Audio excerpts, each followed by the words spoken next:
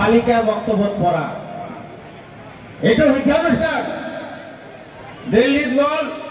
চাৰিবাৰে ঘুৰি থাকিল যে আমাৰ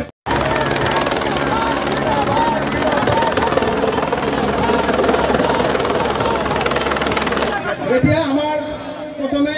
আমাৰ বৰপেটা সদৰ সমষ্টিৰ বিধায়ক তথা আজিৰ ধন্যবাদ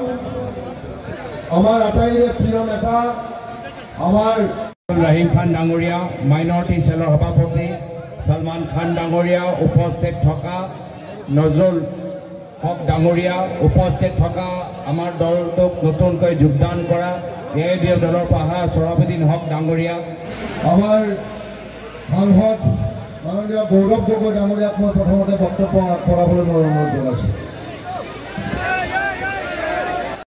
নোলাবলৈ বিচাৰো কিন্তু বদৰ দিনাজবল ডাঙৰীয়াই হিমন্ত বিশ্ব শৰ্মাই চলোৱা জয়ী কোৰ্টত কোন উকিল ধৰিছিল নাজহাতে আপোনালোকে কওক কোনে দিন বিপদৰ সময়ত আমাৰ লগত নাই